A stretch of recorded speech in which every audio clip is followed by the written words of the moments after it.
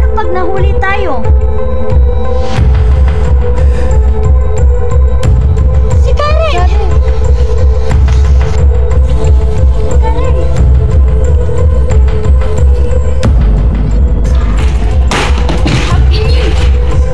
Talo ka naman. Hindi ako talo. Kailan pa ako naging talo, ha? Kailan?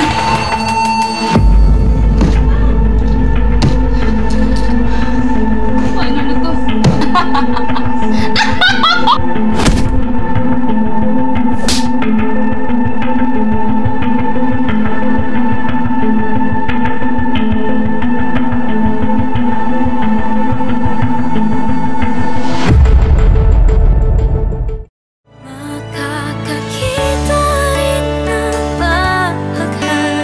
Wow, makapag-aral na ulit tayo!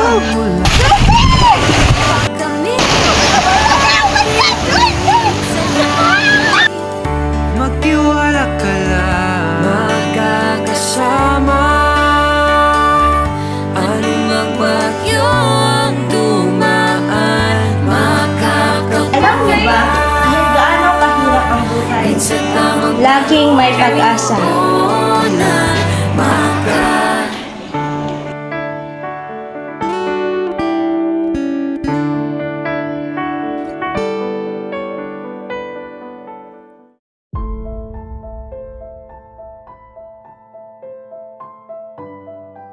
Ten years na din ang nakalipas. Namimiss ko na sila. Ang pagkakaibigang nabuo sa bahay ampunan. Salamat sa tatay ni Karen. At nakilala ko ang mga magulang ko. Sanggol pa lamang ako nung iniwan ako sa labas ng pintuan ng bahay ampunan. Na hindi ko alam kung bakit. At di ko man lang sila kilala. Ngayon, nalaman ko na kinuha pala ako ng kaaway nila mama at papa sa negosyo. Hinanap daw ako nila kaso wala daw makapagsabi kung nasaan ako. Ito naman si Mia. 5 years old siya na napunta sa bahay ampunan. Naging ate namin sa loob. Isa siyang responsable na bata. Mabait. Maaga kasing nabuntis ang nanay niya habang nag-aaral, kaya nahinto. Hindi din pinanindigan ng lalaking nakabuntis. Pinalaki naman siya at binihisa ng nanay niya, kaso umabot sa oras na hindi na kaya. Kaya iniwan siya sa bahay ampunan.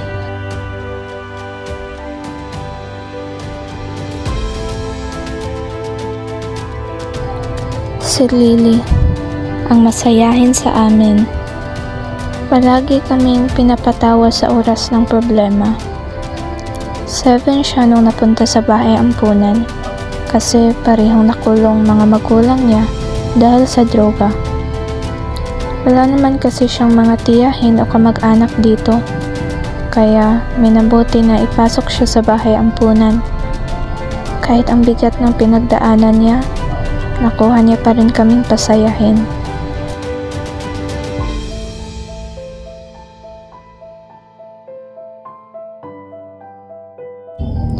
Sophie, ang mataray na rich girl. Rich, pero nasa bahay ampunan. Malalim din ang pinagdaanan ni Sophie. Namatay ang parents niya nung 10 years old pa siya. Dahil sa car accident. Then yung dapat sa kanya na kayamanan kinuha ng tita niya. Hoy, Sophie! Aalis ako, magmamadyo ako! At Winaldas. Ginto!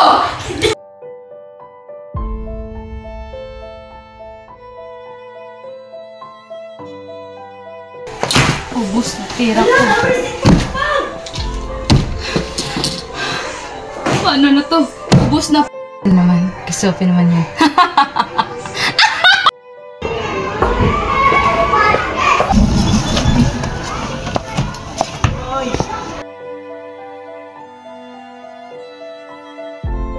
Confirm, nandito siya, sir. Ay, buhay nga naman pag minamalas ka palagi, oh. Hirap. Kaso nakulong din naman. Dahil wala na siyang guardian, kaya napunta siya sa bahay ampunan at napabilang sa amin. Kita sa salang pagnanakaw ng pera siyang pamangkin. Ginagamit mo rin ito sa pagsusugal, kaya ka nagnanakaw.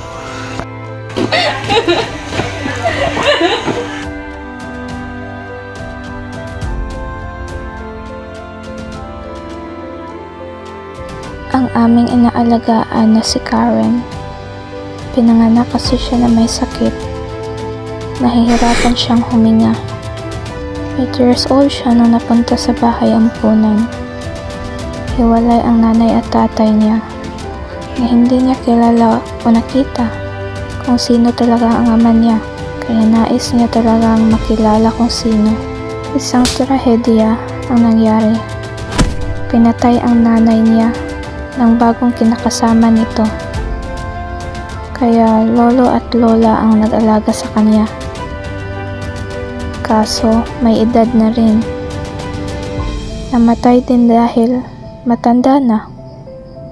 Kaya si Karen napunta sa amin sa bahay ampunan.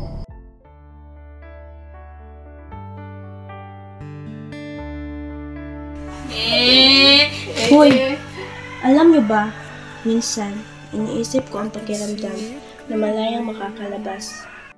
Walang curfew, walang nagbabantay. Kahit anong gawin natin, dito pa rin tayo habang buhay.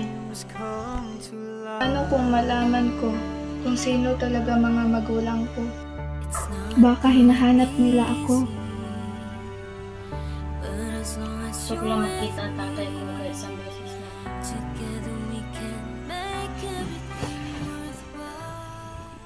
Tatakas tayo. Paano kung mahuli tayo? Hindi yan kung papanuhin natin na maayos. Okay? Seryoso ka ba talaga, Lily? Paano pag nahuli tayo?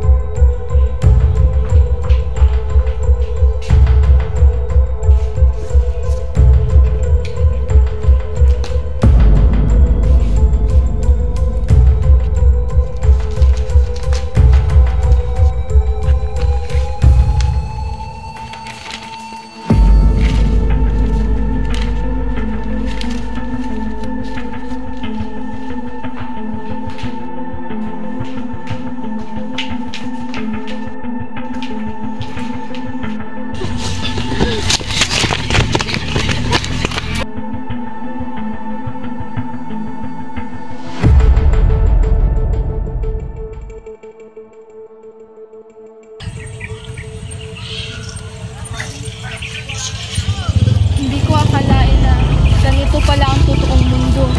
Marumi, mahirap. At walang kasiguraduhan. But at least, we're together.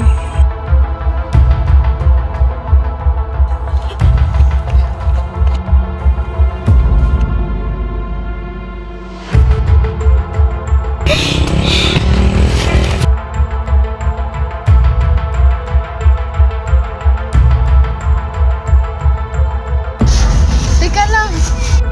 Si Karen! Karen!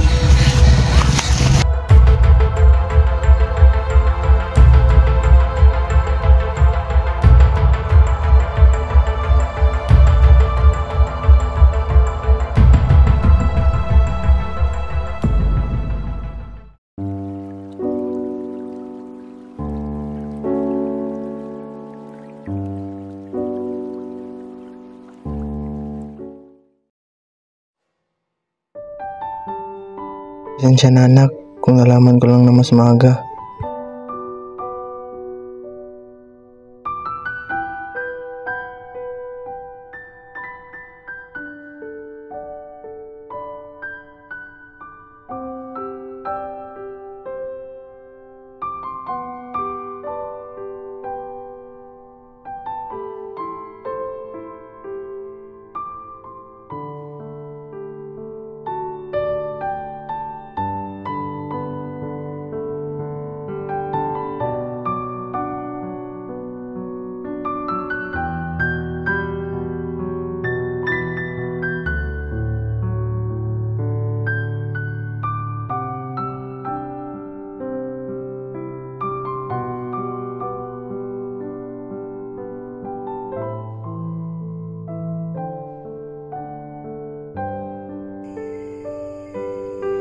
Pasensya na kayo ha. Pinanganak kasi akong masakitin. Palagi na lang akong pabigat sa inyo.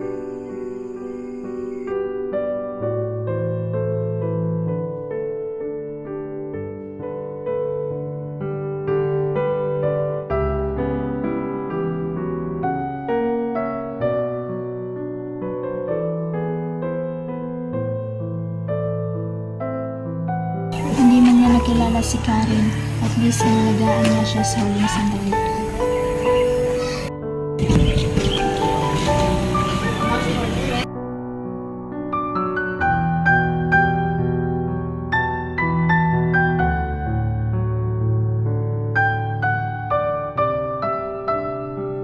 Gusto ko kayong tulungan.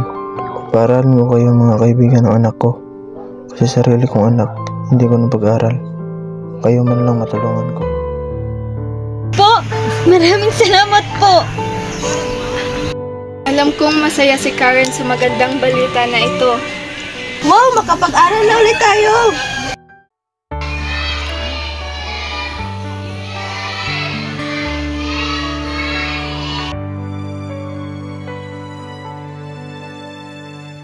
I can see it clearly, the road we have to take to make all our dreams come to life.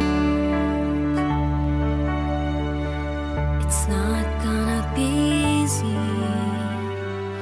Alam niyo ba, kahit gaano kahirap ang buhay, laging may pag-asa.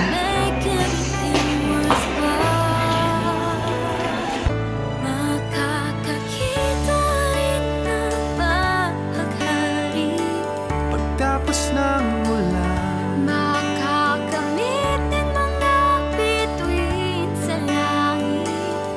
magtiwala ka lang, Magkakasama. Anumang bagyo ang dumaan, makakapunta rin sa tamang paroroonan.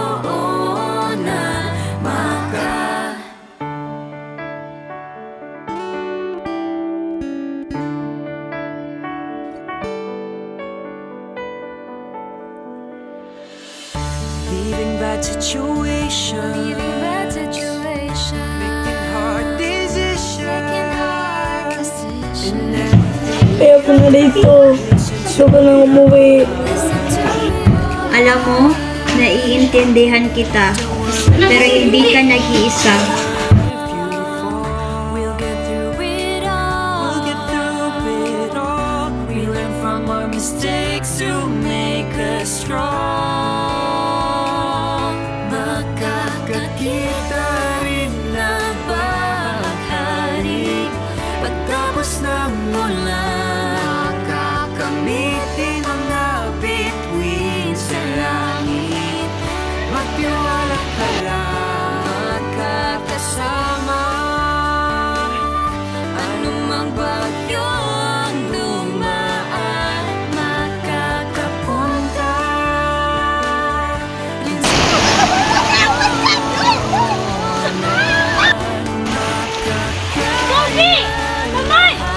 kahit ano pang pagsubok. Okay, coming! Sana nandito si Karen. Ngunit kahit wala siya, nasa puso pa rin natin siya. We will never forget you, Karen. Malayo na tayo. Natupad na rin ang mga pangarap natin. Mga bituin sa langit, magtiwala ka lang, magkakasama.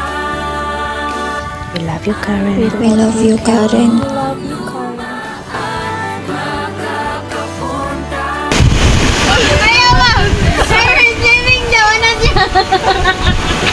Sige na kayo ma!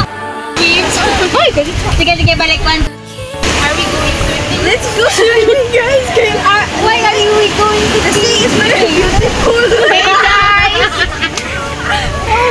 Remember the... Alam mo, naiintindihan kita. Hindi ka na. Ito ka sa salang pagnanakaw.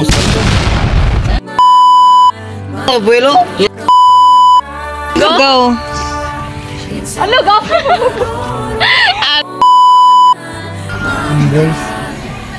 Huwag mo nang katawa eh. Ay, huwag katawa mo! Guys, gusto ko yung tulungan ko para Bad situation.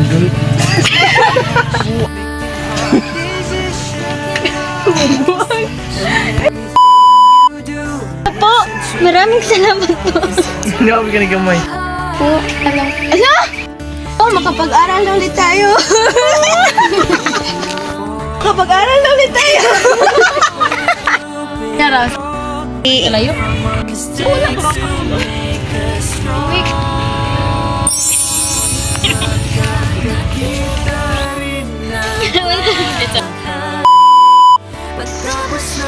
Grabe! Dalhin na to, sis! Oh, wait.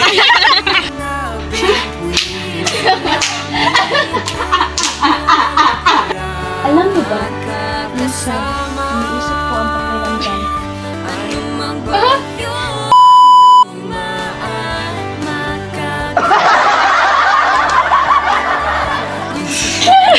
Ayaw mong naingin na diba? Alam mo.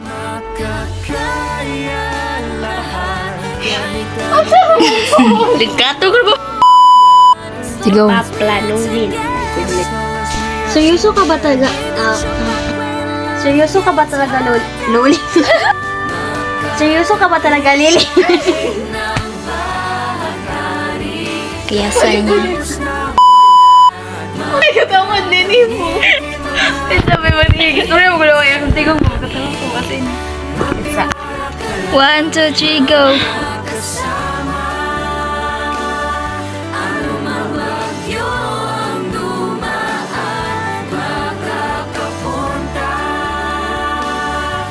Sa tamang